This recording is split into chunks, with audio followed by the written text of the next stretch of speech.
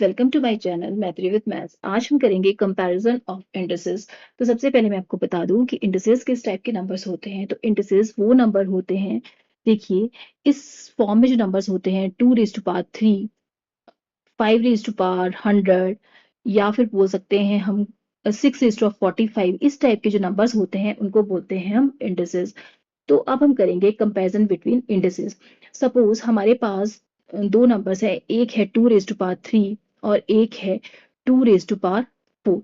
अब इन दोनों जो हमारे पास नंबर्स है, इन दोनों के बेस जो है वो इक्वल है। तो सिंपली हम अगर बेस इक्वल है तो सिंपली हम इनकी पावर्स को कंपेयर करेंगे। जिसकी पावर बड़ी होगी वो बड़ा नंबर होगा एज कंपेयर टू अदर। तो यहाँ पे 2⁻4 जो है वो बड़ा होगा 2⁻3 से। अब ये छोटे छोटे नंबर्स हैं तो इनको हम सिंपली भी सॉल्व कर सकते थे। जैसे 2 को 4 टाइम मल्टीप्लाई किया तो 16 आ गया, 2 को 3 टाइम मल्टीप्लाई किया तो 8 आ गया। अब 16 बड़ा है 8 से, इट मीन्स 2⁻4 जो है बड़ा होगा 2⁻3 से। अब लेते हैं, जब हमारे बेस जो है यहाँ पे वो डिफरेंट है, यहाँ पे है बेस 2⁻3, हमारे पास नंबर है, बेस है यहाँ पे 2 और यहाँ पे बेस है 4 और यहाँ पे पावर जो है वो है इक्वल, दोनों की पावर्स 3 है और जो बेस है वो है 2 और 4। अब देखिए इस केस में जो बेस जो होगा वो नंबर जिसका बेस बड़ा होगा वो बिगर नंबर होगा एज कम्पेयर टू अदर। तो यहाँ पे सिंपली हम देख के बता देंगे कि 4⁻3 जो है वो बड़ा है 2⁻3 से। और इसको सिंपली सॉल्व भी कर सकते हैं। 4 4 16, 16 4 64 जो है बड़ा है 2 को 3 टाइम मल्टीप्लाई किया 8 से। तो यहाँ पे 64 अगर बड़ा है 8 से, इट मीन 4⁻3 जो है वो बड़ा होगा 2⁻3 से। ये सब हम कर सकते हैं जब हमारे पास छोटे नंबर हो, तो हम सिंपली उनको सॉल्व करके भी पता लगा सकते हैं कि कौन सा बड़ा है और कौन सा छोटा है। पर प्रॉब्लम तब आती है जब हमारे पास बड़े नंबर होते हैं, ऐसे नंबर होते हैं जिनकी पावर जो होती है बड़ी होती है, या फिर ऐसे नंबर्स होते हैं जिनके बेस जो होते हैं वो बिग नंबर्स होते हैं। तब हमें प्रॉब्लम आती है इन क्वेश्चंस को करने में। चलिए अब देखते हैं कि हम इस टाइप के क्वेश्चन को तब किस ढंग से करेंगे। फर्स्ट क्वेश्चन लेते हैं, इसमें हम कंपैरिजन करेंगे बिटवीन 2⁻150 और 4⁻250 और हमें बताना है इनमें कौन सा इंडिसेस जो है वो बड़ा है। तो देखिए यहाँ जो अगर बेस को देखें वो भी डिफरेंट है, पावर्स जो हैं वो भी डिफरेंट है और बहुत बड़ी पावर्स हैं। तो इनको सिंपली देख के तो हम पता लगा नहीं सकते कि यहाँ पे कौन सा इंडिसेस बड़ा होगा कौन सा छोटा होगा। इसके लिए क्या करेंगे, हम सबसे पहले पावर्स को इक्वल बनाने की कोशिश करते हैं। देखिए हम एचसीएफ निकालेंगे, इनकी पावर्स को इक्वल करने के लिए हम एचसीएफ निकालेंगे 150 और 250 का, तो वो आ जाएगा हमारे पास 50। अब देखिए पावर्स को हम 50 की फॉर्म में लिखेंगे। तो अगर 50 को हम किस नंबर से मल्टीप्लाई करें कि हमारे पास जो पावर 150 है वो आ जाए। तो 50 3 जा 150, तो यहाँ लिख देंगे 2⁻3 और यहाँ आ जाएगा 50, 50 3 जा 150 और यहाँ आ जाएगा हमारे पास 4 की पावर 5 और यहाँ आ जाएगा 50, 55 जा 250। अगर आपको नहीं लग रहा कि यहाँ पे हम जो एचसीएफ को किससे मल्टीप्लाई करें, तो देखिए इसका सिंपल वे देखिए, आपने क्या करना है, जो भी पावर है उसको एचसीएफ से कर देना है डिवाइड और देखिए आपको लग जाएगा पता कि यहाँ पे कौन सा जो है नंबर आएगा। जैसे 53 जा हो गए 150। अब देखिए 2⁻3 होता है हमारे पास 8, यहाँ आ गया 8⁻50। 4⁻5 होता है 1024 और इसकी पावर भी आ गई हमारे पास 50। अब देखिए यहाँ पे पावर्स होगी इक्वल, तो हम बेस को देख के पता लगा सकते हैं कि कौन सा जो इंडिसेस है, कौन सा नंबर जो है बड़ा है। तो 1024 जो है बड़ा होता है 8 से। तो इट मीन्स जो है यहाँ पे 4⁻250 जो है वो बड़ा होगा 2⁻150 से। तो सिंपली एचसीएफ निकाल के हम इजिली पता लगा सकते हैं कि कौन सा इंडिसेस बड़ा है और कौन सा छोटा है। क्वेश्चन है उसमें हम 3 नंबर्स लेते हैं और उन्हें हम असेंडिंग ऑर्डर में लिखेंगे। तो हमारे पास जो इंडिसेस हैं वो है 6⁻40, 4⁻10 एंड 7⁻20। अब देखिए यहाँ पे बेस जो है वो डिफरेंट है, पावर्स भी डिफरेंट हैं। तो यहाँ पे हम जो पावर्स है उनको इक्वल बनाएंगे। इसके लिए एचसीएफ ले लेंगे हम पावर्स का, मीन्स 40, 10 एंड 20 और इनका HCF आ जाएगा हमारे पास 10। अब ये जो हमारे पास पावर्स हैं इनको 10 की फॉर्म में लिखने के लिए 40 को लिख सकते हैं हम 6⁴ और यहाँ आ जाएगा 10, 10 4 ज़ा 40। नेक्स्ट 4⁻10 को एज इट इज रहने देते हैं, 7⁻2 और यहाँ आ जाएगा 10, 10 2 ज़ा 20। तो देखिए 6 को 4 टाइम्स मल्टीप्लाई किया तो आ गया हमारे पास 1296 और इसकी पावर आ गई हमारे पास 10, 4 की पावर 10, 7 को 2 टाइम्स मल्टीप्लाई किया तो आ गया 49, 49 की पावर आ गई हमारे पास 10।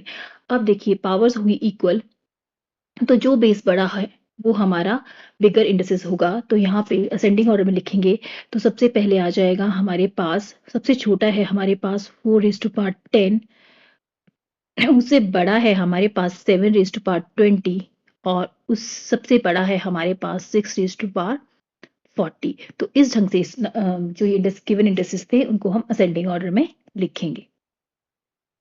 ये हमारा नेक्स्ट क्वेश्चन है जिसमें हमें नंबर्स दिए हैं और उन्हें हमें अरेंज करना है असेंडिंग ऑर्डर में। तो देखिए यहाँ पे जो पावर्स हैं उनका जो HCF आएगा वो आ जाएगा हमारे पास 10।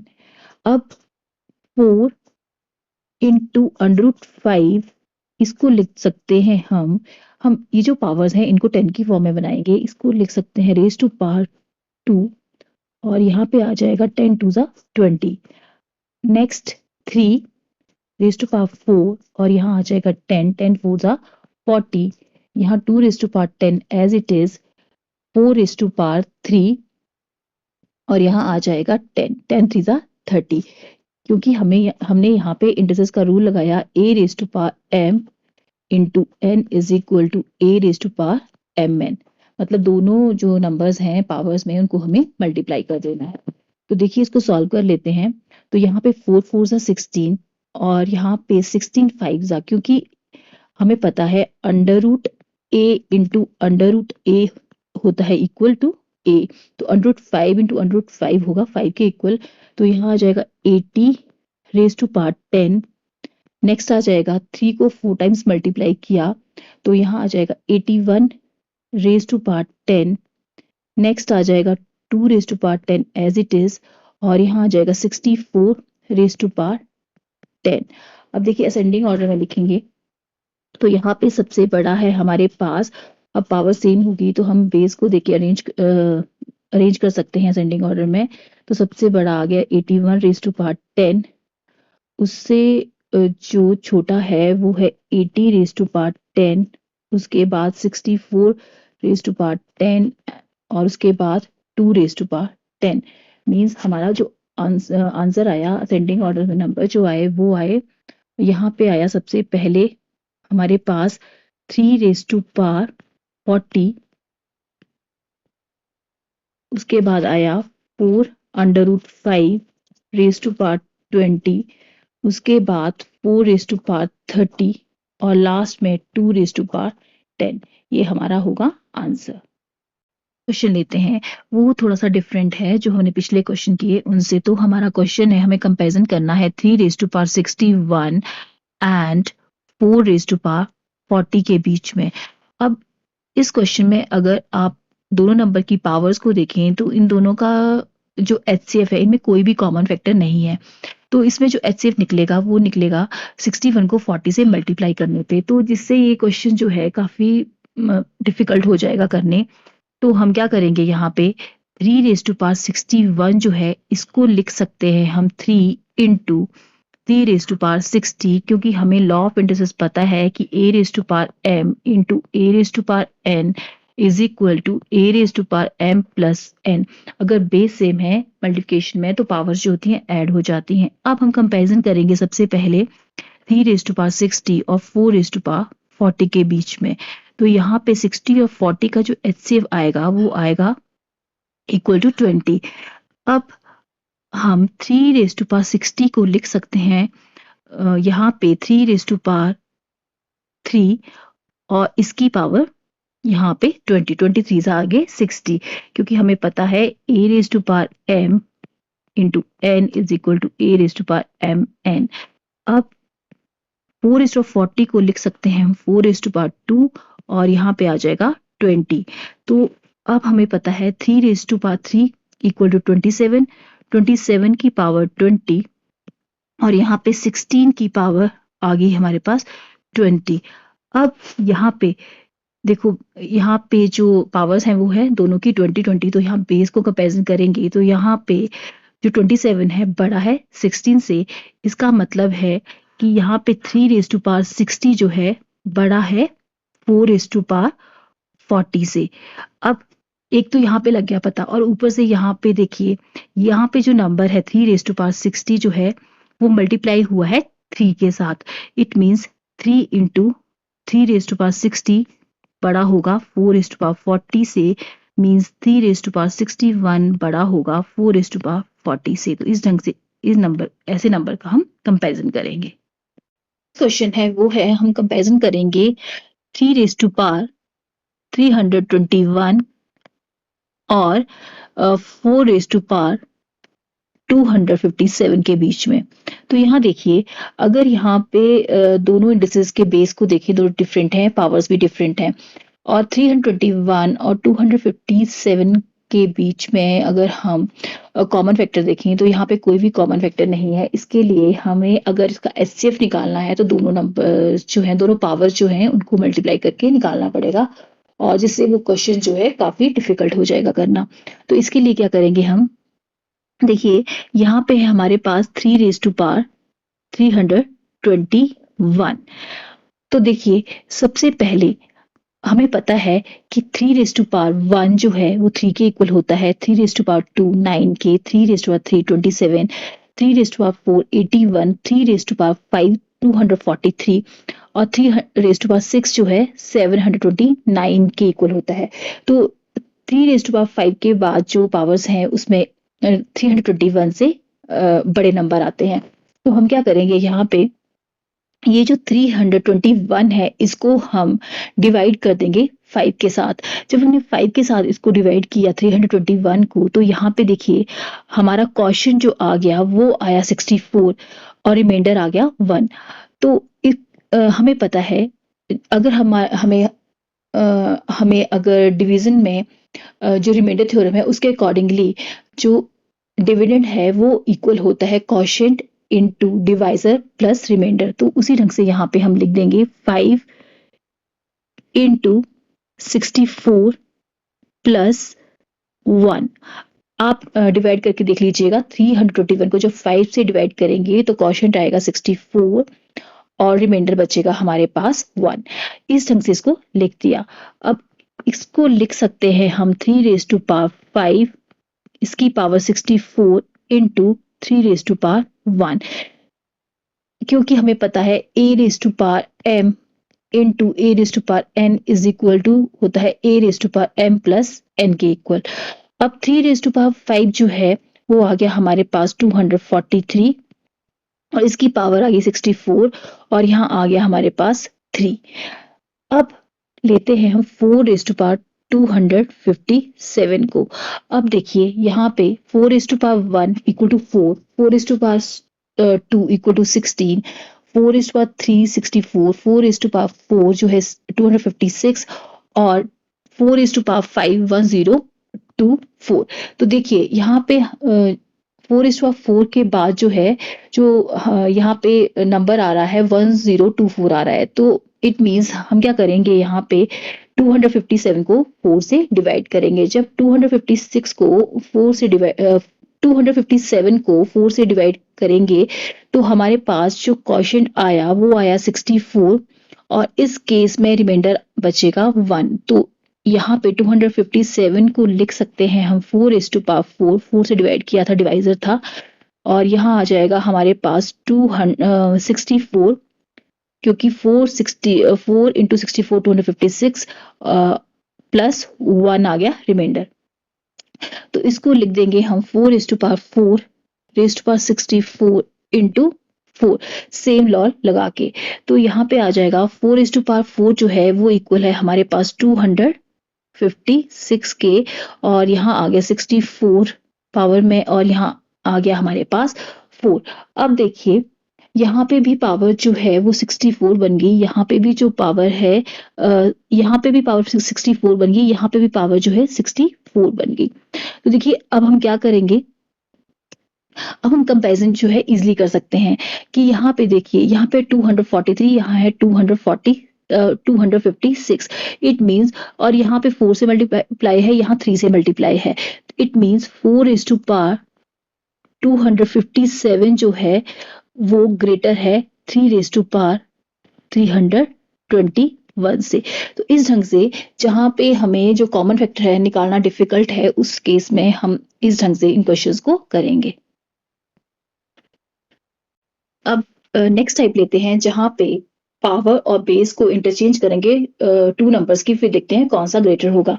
देखिए एक छोटे छोटे एग्जांपल्स लेते हैं। सबसे पहले अगर आपने देखें 3 है और 4 है, यहाँ पे बेस और पावर जो है दोनों नंबर्स की इंटरचेंज कर दी गई है।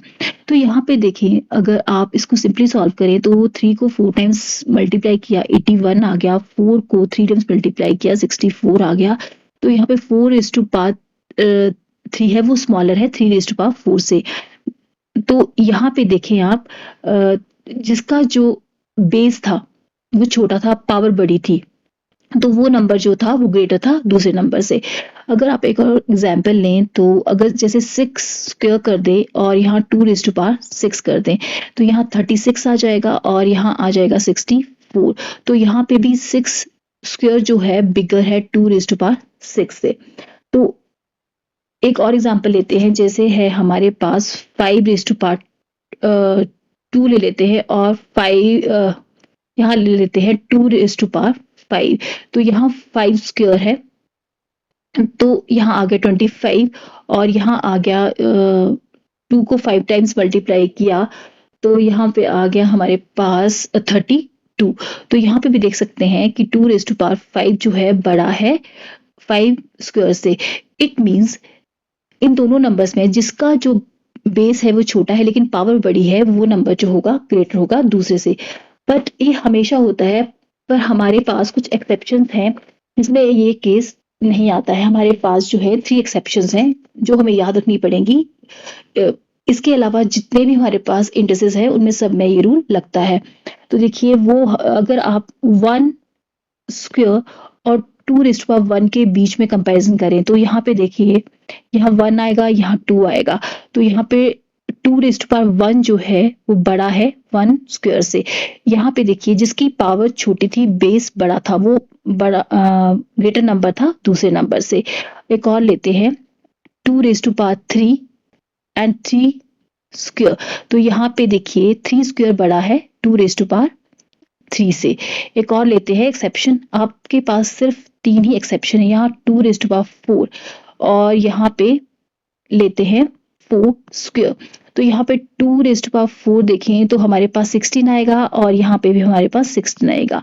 मीन्स 2⁻4 एंड 4 स्क्वायर हमेशा इक्वल आएंगे। तो इन एक्सेप्शन के अलावा हमारे पास जितने भी इंडिसेस आएंगे इस फॉर्म में, उनके बीच में कंपैरिजन करना होगा तो वो सेम जो रूल मैंने आपको बताया वो यहाँ पे लगेगा। तो ये कुछ क्वेश्चन लेते हैं और इसको अंडरस्टैंड करते हैं। ये जो फर्स्ट क्वेश्चन है वो है हमारा 24⁻25 और कंपैरिजन करना है 25⁻24। तो यहाँ पे देखिए जो बेस है वो छोटा है 24 और पावर इसकी बड़ी है। इट मीन्स 24⁻25 जो होगा वो ग्रेटर होगा 25⁻24 से।